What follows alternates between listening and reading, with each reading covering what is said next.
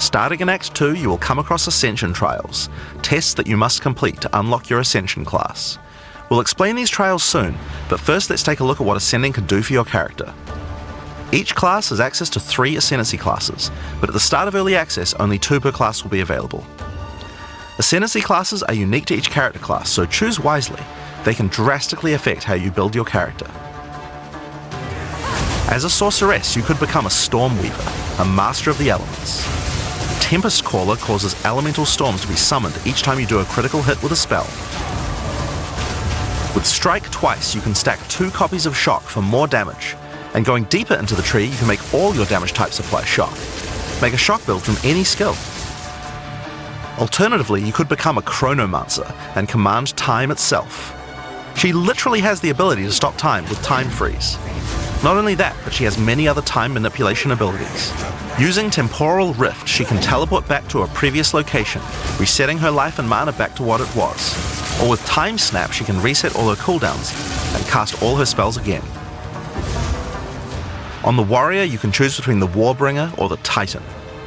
The Warbringer channels the might of his ancestors to gain tremendous power. Using Answered Call, you can summon ancestral spirits linked to each of your totems. With Jade Heritage, you can encase your body in a protective layer that absorbs all damage until it breaks. Warcaller's Bellow allows you to explode the corpses of your enemies. And with Great Wolf's Howl, you can ignore the cooldowns of your war cries. Let all that anger out. The Titan class is all about hitting big. With Earthbreaker, every slam is a chance to create an aftershock. With Crushing Impacts, every hit becomes a crushing blow, which will allow you to stun your enemies with ease. With Surprising Strength, you can take advantage of stunned enemies to deal 40% more damage. As a ranger, you might choose to be a Deadeye, an expert markswoman who can take down foes with style. With Endless Munitions, every attack gains an extra projectile. With Gathering Winds, she gains a small increase to movement speed with every attack, but be careful, she loses them when getting hit. With Eagle Eyes, she will never miss, allowing you to stop wasting all those passive points on accuracy. Alternatively, you could become a Pathfinder, the master of flasks and poison. She can choose from one of several throwable concoctions, allowing her to spend her flask charges to throw explosive bottles that deal various types of damage. A bleeding concoction will make your enemies bleed, while a fulminating one can shock your enemies, allowing you to do extra damage. Contagious Contamination allows her to spread poisons between her foes, while Overwhelming Toxicity doubles the number of stacks they can be infected by. Running Assault allows her to move much more quickly while firing, while Relentless Pursuit makes her totally immune to being slowed by enemies. The Witch can ascend into the Infernalist or the Blood Mage. As an Infernalist, she can summon a loyal Hellhound companion. The Hellhound sets enemies on fire, as well as taking a percentage of the damage if the Infernalist gets hit. With Pyromantic Pact, you can turn your mana into Infernal Flame. As you cast more spells, the flame builds up, and if it overflows, you'll take damage. Using Bringer of Flame, you'll want to make sure you keep the flames topped up. While your Infernal Flame is above 30%, all damage from you and your minions will ignite enemies.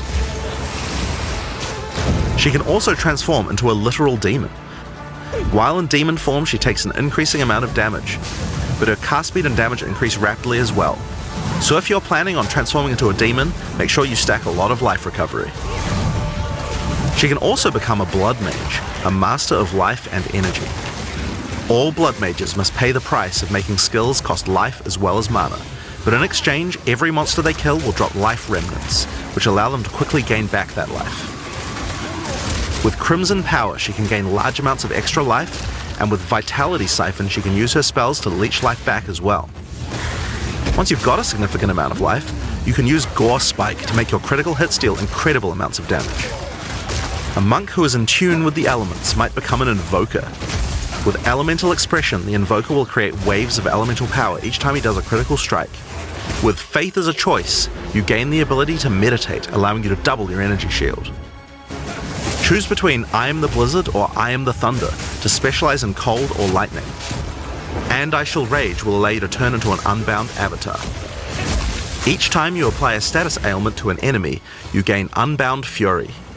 When you have enough, transform into an avatar to deal way more damage and inflict even more elemental ailments. Some monks choose to reach into the darkness instead. The Acolyte of Chayula can exchange their mastery of spirit for darkness, a resource that can be utilized to both absorb and deal damage.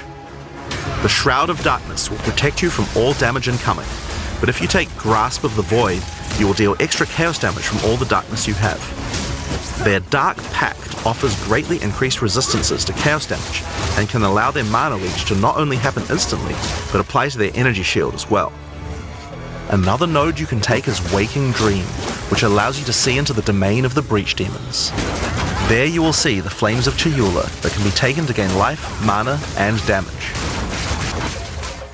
The Mercenary has a job to do, but which job suits you? You might choose to become a Witch Hunter. Obsessive Rituals will give you a sorcery ward, allowing you to defend yourself against elemental hits in exchange for less defense against attacks.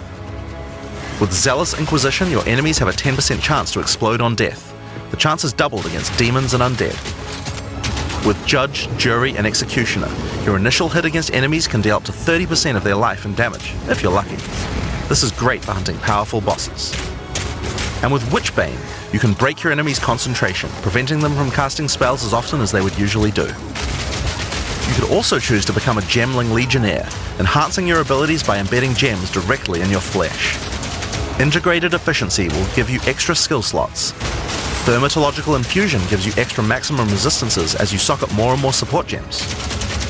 Adaptive Capability allows you to use any color of gem without worrying about attributes, while Crystalline Potential adds extra quality bonuses to every gem socketed into your character. So those are the Ascendancy classes for the start of Early Access.